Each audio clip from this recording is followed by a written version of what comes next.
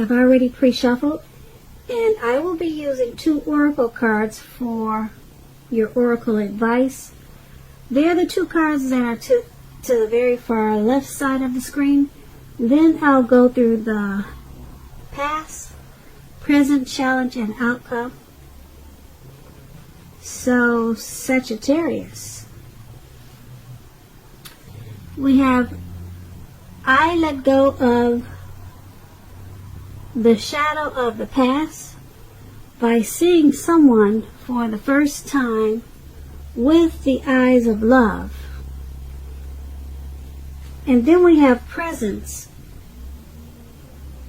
On the flip side of the presence card, it says bring your mind into the present moment. Now is truly the only place to be. So, what these 2 cards are basically saying is that when you let go of the past, or there could have been a situation or a person that you finally let go of, and it was a great experience to release this person, because the first time, it was the very first time that you could actually not despise that person or resent that person, but for the first time you could actually see this person with the eyes of love, instead of hating them for any mistakes they made. And who knows what happened? Maybe you got forgiveness, or maybe they forgave you, but it was a relief to finally let go and feel love for whatever person that you were dealing with.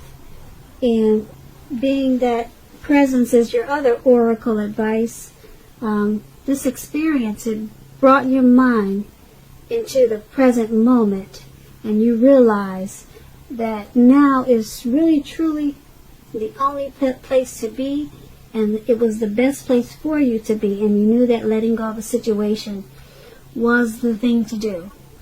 So that is your oracle advice. So let's move on over and take a look at the recent past.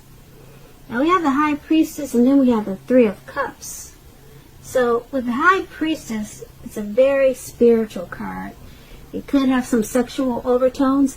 It can mean that you're in a phase where you could have been, in the recent past, you could have been more physically attractive to others. Now this card is tied to the moon, to femininity, to inspiration. This would have been a time to rely on your intuition and your inner knowledge rather than your conscious mind or intellect. It would have been also important for you to pay attention to your dreams at that time. So keeping a dream diary or a journal would have been a good idea. Now, when you're asking questions about love and relationships and you get the High Priestess, it's a magical, mystical time for love, for anyone interested. If you're a woman, you could find people literally throwing themselves at you. The problem is that you'll attract both the good, the bad, and what do they say? The good, the bad, and the ugly. So it's not going to be, well, since we're talking about the past, it wouldn't have been easy to tell which is which. Also, you probably had the power of femininity at your disposal at that time, and at first glance, it probably seemed great. So this High Priestess is paired with the 3 of Cups.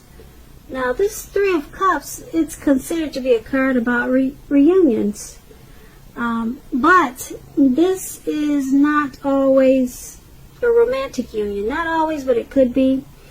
It's a reunion in its broadest sense about running into someone or something that you've been away from for a long time. It's considered to be a happy reunion and very upbeat. It can also mean celebration, your own or someone that you care about, such as a celebration around a new baby, wedding, or any happy occasion. Now, when the Three of Cups talks about love and relationships, this card, it can mean a reunion with a long-lost love. It does not always indicate that. So, to decide whether it fits that interpretation, well, you have to see what the rest of the reading is, and then you can determine that. But if you're single, Sagittarius, and we have some single listeners, the most likely interpretation is that you'll meet a likely love soon. Someone who really fits the bill of the person that you've been looking for, and that this person probably will be a new love. If you're single, if this is for the single listeners, and probably someone, well, it's probably a new love and not someone that you used to be with. Once again, that part is only for singles. So if you're not, well, I guess you would be single, but this card is about rejoicing, happiness, friendship. Okay, so with these two cards paired together for your recent past, we have the High Priestess and the Three of Cups. And they're basically saying that this High Priestess could be someone that was coming toward you at that time, or someone that you knew, or it was just basically a magical, mystical time for love for you, and a lot of people were attracted to you in the recent past. And with that came along probably more than one reunion, a lot of get-togethers, and a lot of celebrating. People were drawn to you, they were attracted to you, and you were probably invited to a lot of different events and occasions, happenings, and a lot of affairs of different types. So it was a time of rejoice, happiness, and friendship in the recent past. So let's move on down to the present time. We have the Queen of Cups, and then it's paired with the Lover's card. Now, this Queen usually indicates a woman who will be very helpful to you at this time. She reminds us to bring love and compassion to our work, and that's possible even if we work in a factory with objects all day rather than people. Also, things are probably better in your working world when this card appears in your reading. It's probably better, much better in your working world than you're realizing. Now, this Queen of Cups is paired with the Lover's card. The Lover's card is associated with the astrological sign of Gemini, the twins. It's possible that you're feeling ambivalent about a relationship or a situation in your life. It could be that your heart is telling you one thing and your head is telling you another. The thing to do is, within the bounds of your morality, is to follow your heart. Some people say there are only two modes that any of us are operating under at a time, and that's fear or love. So when you get the Lover's card, it's pretty much saying that it's safe to choose love. So with these two cards paired together for your present time, the Queen of Cups and the Lover's card, there's a lady, a woman, could be your mother, could be the person that you're dealing with, could be your sister, a relative. She's very loving and compassionate. That's her energy. Okay, and like I said, she's either coming towards you or she's already there in your life. And it's paired with the Lover's card. Yeah, this is a whole lot of love. She's bringing love and compassion, and then the Lover's card brings love in capital letters to the center stage of your life. So I'm picking up that this is something romantic, very romantic and very loving. There's a whole lot of love in these two cards for your present time. So this is not really supposed to be a love reading, but it seems like it's turning out to be that way. But it's a great thing, a lot of love. This Lover's card, yeah, you'll be coming together with this Queen of Cups. It's going to be a really loving union. Very strong. Very strong. So that's what we have for you at the present time. So let's move on down and take a look at the challenge. We have the King of Swords. And the King of Swords is paired with the Ace of Swords. Now the King of Swords stands for a powerful, opinionated, forceful man in your life. He will often, but not always, have hair on the darker end of the spectrum. You could be tempted to think only about how things affect you, especially if this card is not representing a man in your life. So consider the feelings of others before you act at this time.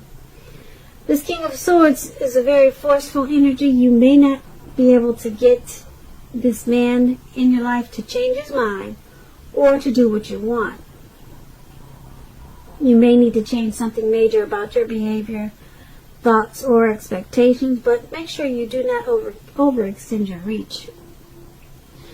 The King of Swords is paired with the Ace of Swords. Now, the Ace of Swords is a indicator of new beginnings of some sort in your life, possibly on several fronts. Sometimes this new beginning, it can be started by a separation of some kind from a relationship or from a job situation.